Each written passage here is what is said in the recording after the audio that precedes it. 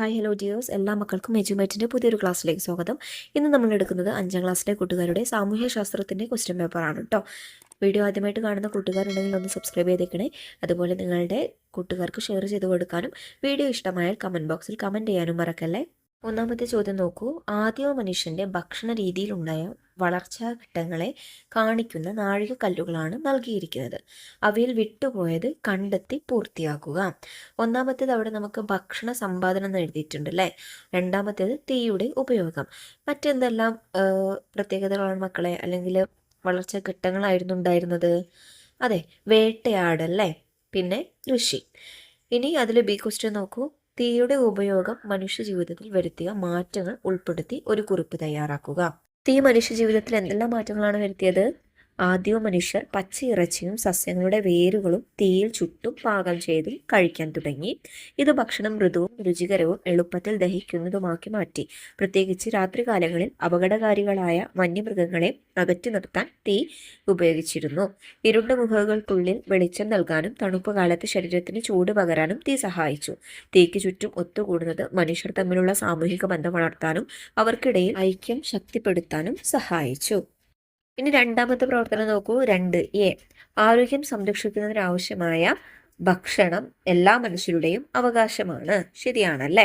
നമുക്ക് എല്ലാവർക്കും നമ്മുടെ ആരോഗ്യം സംരക്ഷിക്കുന്നതിനാവശ്യമായ ഭക്ഷണം വേണം. അതിനെ ബേസ് ചെയ്തിട്ട് 2 പോസ്റ്ററുകൾ തന്നിട്ടുണ്ട്. ഒന്നാമത്തെ പോസ്റ്ററിൽ എന്താ പറയുന്നത്? ഭക്ഷണം പാഴാക്കരുത്. രണ്ടാമത്തേതിലോ മറ്റുള്ളവരുമായി ഭക്ഷണം പങ്കുവയ്ക്കൂ, ഭക്ഷണം പാഴാക്കരുത്.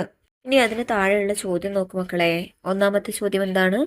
ലോക ഭക്ഷ്യദിനമായി ആചരിക്കുന്നത് താഴെ പറയുന്നവയിൽ ഏത് ദിവസമാണ്?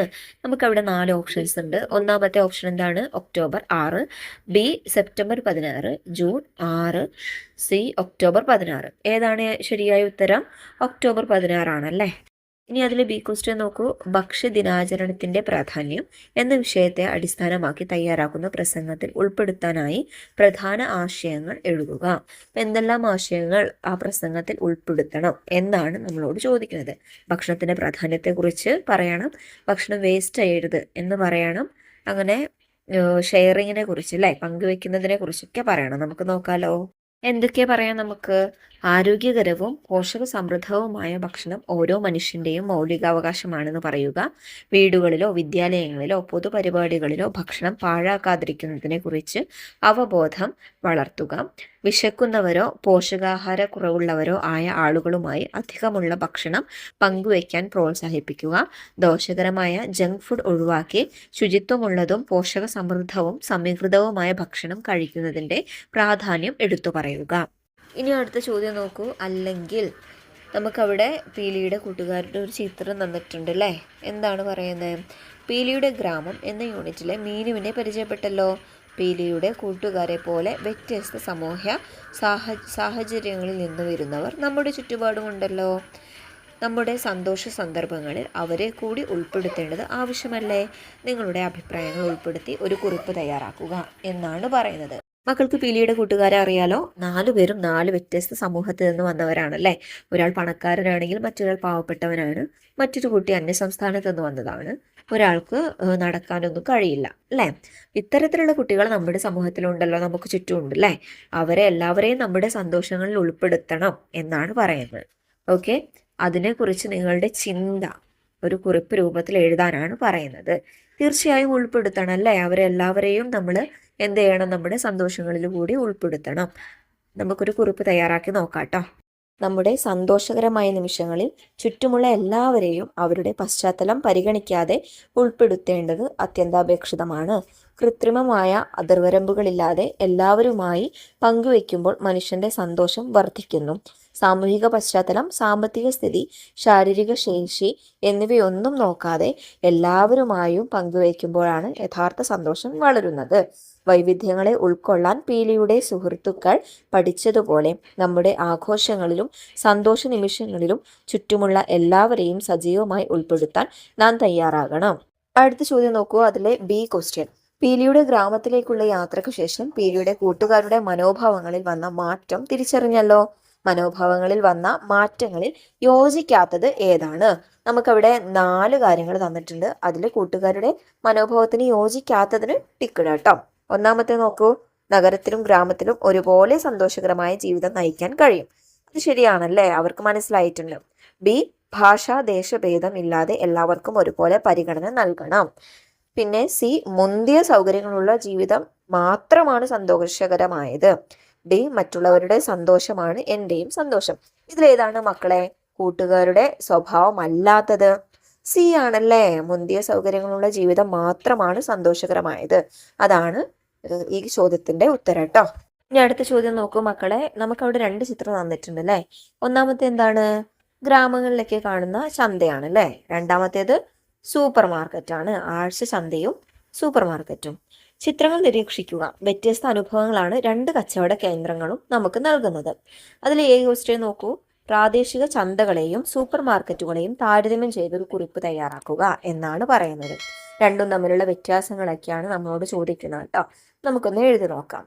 ആദ്യത്തെ പാരഗ്രാഫ് ആഴ്ചച്ചന്തയെ കുറിച്ചാണ് പറയുന്നത്.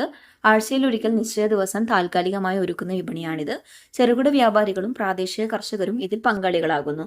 ഇവർ പ്രധാനമായും പുതുമയുള്ള കാർഷിക ഉൽപ്പന്നങ്ങളും പരമ്പരാഗത ഉൽപ്പന്നങ്ങളുമാണ് വിൽക്കുന്നത്. ഇത്തരം വിപണികളിൽ വിലയിൽ മാറ്റം വരുത്താൻ സാധിക്കുമെന്നതിനാൽ വിലപേശൽ സാധാരണമാണ്. അടുത്തത് സൂപ്പർ മാർക്കറ്റിനെ കുറിച്ചാണ് കേട്ടോ. എന്നാൽ സൂപ്പർ മാർക്കറ്റുകൾ സ്ഥിരമായ ഒരു കെട്ടിടത്തിൽ ദിവസവും പ്രവർത്തിക്കുന്നു. അവിടെ വിവിധ തരം ബ്രാൻഡഡ്, പാക്ക് ചെയ്ത, പെട്ടെന്ന് കേടുവരാത്ത ഉൽപ്പന്നങ്ങൾ ലഭ്യമാണ്. സൂപ്പർ മാർക്കറ്റുകളിൽ വിലകൾ മുൻകൂട്ടി നിശ്ചയിച്ചതും പ്രിന്റ് ചെയ്ത വില ടാഗുകൾ ഉള്ളതുമാണ്. ഇനി അതിലെ ബി ക്വസ്റ്റ്യൻ നോക്കൂ. തന്നിരിക്കുന്ന കൂട്ടത്തിൽ നിന്നും പീലിയുടെ സവിശേഷതകളല്ലാത്ത ആശയം കണ്ടെത്തുക. നമുക്കവിടെ ഒരുപാട് സവിശേഷതകൾ തന്നിട്ടുണ്ട്. വായിച്ചു നോക്കാം കേട്ടോ. വിശാലമായ കൃഷിയിടങ്ങൾ, അത് ശരിയാണല്ലേ. അവരുടെ ഗ്രാമത്തിൽ അങ്ങനെയാണുള്ളത്. രണ്ടാമത്തേത് നാടൻ വിഭവങ്ങൾ കൊണ്ടുള്ള ഭക്ഷണം. സി, തിരക്കേറിയ നിരത്തുകൾ. ഡി, ലളിതമായ ജീവിതം. ഇതിലേതാണ് മക്കളെ ഗ്രാമത്തിൽ ഉൾപ്പെടാത്തത്, ഗ്രാമത്തിന്റെ സവിശേഷതയല്ലാത്തത്? സി ആണല്ലേ, തിരക്കേറിയ നിരത്തുകൾ. ഇനി അടുത്ത ചോദ്യം നോക്കൂ. 4A. നമുക്ക് അവിടെ 2 ചിത്രങ്ങൾ തന്നിട്ടുണ്ട്. ഒന്നാമത്തെ ചിത്രം ആദിമ മനുഷ്യരുടേതാണല്ലേ, അവരുടെ വസ്ത്രധാരണം. രണ്ടാമത്തെ ചിത്രം ഇപ്പോഴത്തെ കാലത്തെ മോഡേൺ അല്ലേ. എ ക്വസ്റ്റ്യൻ നോക്കൂ. വസ്ത്രധാരണ രീതിയിലുണ്ടായ മാറ്റത്തെക്കുറിച്ച് എന്തെല്ലാം കണ്ടെത്തലുകൾ നടത്താനാകും? അതിന്റെ കാരണങ്ങൾ കൂടി എഴുതുക. എന്തൊക്കെ മാറിയിട്ടുണ്ട്, എങ്ങനെയൊക്കെയാണ് മാറിയത്, അതിന് കാരണങ്ങൾ എന്തെല്ലാമാണ് എന്നാണ് നമ്മളോട് എഴുതാൻ വേണ്ടി പറഞ്ഞിട്ടുള്ളത് കേട്ടോ. കഠിനമായ കാലാവസ്ഥയിൽ നിന്ന് സംരക്ഷണം നേടുന്നതിനായി മൃഗങ്ങളുടെ തോൽ, മരയിലകൾ, മരത്തോൽ തുടങ്ങിയ പ്രകൃതിദത്ത വസ്തുക്കൾ ഉപയോഗിച്ചാണ് ആദിമ മനുഷ്യർ ശരീരം മറച്ചിരുന്നത്. നെയ്ത്ത്, കൃഷി എന്നിവയുടെ വികാസത്തോടെ പ്രാദേശിക കാലാവസ്ഥയ്ക്കും സംസ്കാരത്തിനും അനുയോജ്യമായ രീതിയിൽ തുന്നിയ, കൈകൊണ്ട് നൂറ്റെടുത്ത പരുത്തിയിലോ പട്ടിലോ ഉള്ള വസ്ത്രങ്ങൾ, ഉദാഹരണത്തിന് ധോത്തി, സാരി, ആളുകൾ ധരിക്കാൻ തുടങ്ങി. ഇന്ന് ട്രൗസറുകൾ, സ്യൂട്ടുകൾ, ജീൻസ്, ഡ്രസ്സുകൾ, ഷർട്ടുകൾ തുടങ്ങിയ തുന്നിയ വസ്ത്രങ്ങൾ ഇതിൽ ഉൾപ്പെടുന്നു. ഇവ വൈവിധ്യമാർന്ന പ്രകൃതിദത്തവും കൃത്രിമവുമായ തുണിത്തരങ്ങൾ ഉപയോഗിച്ചാണ് നിർമ്മിക്കുന്നത്. ഇനി നമ്മൾ പറയുന്നത് അതിന്റെ കാരണങ്ങളാണ് കേട്ടോ. നൂൽ നൂൽക്കുന്ന ചക്രം, പവർ ലൂമുകൾ, കൃത്രിമ നാരുകൾ എന്നിവയുടെ കണ്ടുപിടുത്തം വസ്ത്രോൽപാദനം വേഗത്തിലാക്കുകയും അതിൽ വൈവിധ്യം കൊണ്ടുവരികയും ചെയ്തു. കേവലം അതിജീവനത്തിനുള്ള ആവശ്യം എന്ന നിലയിൽ നിന്ന് മാറി സൗകര്യത്തിനും കാലാവസ്ഥാ സാഹചര്യങ്ങൾക്കും ഇണങ്ങുന്ന രീതിയിലുള്ള ഒന്നായി വസ്ത്രധാരണം പരിണമിച്ചു. വിവിധ സംസ്കാരങ്ങളുമായുള്ള സമ്പർക്കം പാശ്ചാത്യ ആധുനിക വസ്ത്രധാരണ രീതികളോട് താല്പര്യം വർദ്ധിക്കാൻ കാരണമായി. വസ്ത്രങ്ങൾ സാമൂഹിക പദവി, തൊഴിൽ, വ്യക്തിപരമായ ആവിഷ്കാരം എന്നിവയുടെ അടയാളമായി മാറി. ഓക്കെ, ഇനി അതിൽ ബി ക്വസ്റ്റ്യൻ നോക്കൂ. കാലഘട്ടത്തിനനുസരിച്ച് തന്നിരിക്കുന്നവയിൽ കേരളത്തിലെ കൈത്തറി കേന്ദ്രം അല്ലാത്തത് ഏത്? 1 ബാലരാമപുരം, 2 കുത്താമ്പുള്ളി, 3 ആറന്മുള, 4 കണ്ണൂർ. ഇതിലേതാണ് മക്കളെ കൈത്തറി കേന്ദ്രം അല്ലാത്തത്? ആറന്മുളയാണല്ലേ. ഇനി അടുത്ത ചോദ്യം നോക്കൂ. 4B. വസ്ത്രനിർമ്മാണ പുരോഗതി. സ്പിന്നിംഗ് ജെന്നി, യന്ത്രത്തറി, കൃത്രിമ ചായങ്ങൾ, കൃത്രിമ നാരുകൾ. ആശയപടം നിരീക്ഷിക്കൂ. യന്ത്രങ്ങളുടെ ഉപയോഗം വസ്ത്രനിർമ്മാണത്തിൽ വരുത്തിയ മാറ്റങ്ങളിൽ ഉൾപ്പെടുന്ന പ്രസ്താവനകൾ എഴുതുക. 1. വസ്ത്ര ഉൽപാദനത്തിൽ വർധനവുണ്ടായി. മനുഷ്യരുടെ അധ്വാന ഭാരം വർദ്ധിച്ചു. വസ്ത്രവൈവിധ്യത്തിന് കാരണമായി. ഗുണമേന്മയുള്ള വസ്ത്രങ്ങൾ നിർമ്മിക്കാൻ കഴിഞ്ഞു. യന്ത്രങ്ങൾ കണ്ടുപിടിച്ചതുകൊണ്ട് എന്തൊക്കെ മാറ്റങ്ങളാണ് മക്കളെ ഉണ്ടായത്? അതെ, ഒന്നാമത്തേതും മൂന്നാമത്തേതും നാലാമത്തേതും അല്ലേ. വസ്ത്ര ഉൽപാദനത്തിൽ വർധനവുണ്ടായി, വസ്ത്രവൈവിധ്യത്തിന് കാരണമായി, ഗുണമേന്മയുള്ള വസ്ത്രങ്ങൾ നിർമ്മിക്കാൻ കഴിഞ്ഞു. ഇനി അതിലെ ബി ക്വസ്റ്റ്യൻ നോക്കൂ. വസ്ത്ര നിർമ്മാണത്തിന് ഉപയോഗിക്കുന്ന കൃത്രിമ നാരുകളെ കുറിച്ച് വിശദീകരിക്കുന്ന ഒരു കുറിപ്പെഴുതുക. കൃത്രിമ നാരുകളെ കുറിച്ച് കുറിപ്പെഴുതാനാണ് നമ്മളോട് പറയുന്നത്. പ്രധാനമായും പെട്രോളിയം അധിഷ്ഠിത രാസവസ്തുക്കളിൽ നിന്നും പെട്രോ കെമിക്കലുകളിൽ നിന്നും രാസപ്രക്രിയകളിലൂടെ നിർമ്മിച്ചെടുക്കുന്ന മനുഷ്യനിർമ്മിത നാരുകളാണ് കൃത്രിമ നാരുകൾ. പോളിസ്റ്റർ, നെയ്ലോൺ, അക്രിലിക്, റയോൺ എന്നിവ ഇതിൽ ചിലതാണ്. പ്രകൃതിദത്ത നാരുകളെ അപേക്ഷിച്ച് ഇവയ്ക്ക് ഉയർന്ന ഈടുനിൽപ്പ്, ചുളിവുകൾ വീഴാത്ത സ്വഭാവം, വേഗത്തിൽ ഉണങ്ങാനുള്ള കഴിവ്, കുറഞ്ഞ ഭാരം, കുറഞ്ഞ ചെലവ് എന്നീ ഗുണങ്ങളുണ്ട്. താങ്ങാവുന്ന വിലയിൽ വൈവിധ്യമാർന്നതും ദീർഘകാലം നിലനിൽക്കുന്നതുമായ വസ്ത്രങ്ങൾ വൻതോതിൽ ഉൽപ്പാദിപ്പിക്കാൻ സാധ്യമാക്കിയതിലൂടെ കൃത്രിമ നാരുകളുടെ വരവ് വസ്ത്രനിർമ്മാണ മേഖലയിൽ വിപ്ലവകരമായ മാറ്റങ്ങൾ കൊണ്ടുവന്നു.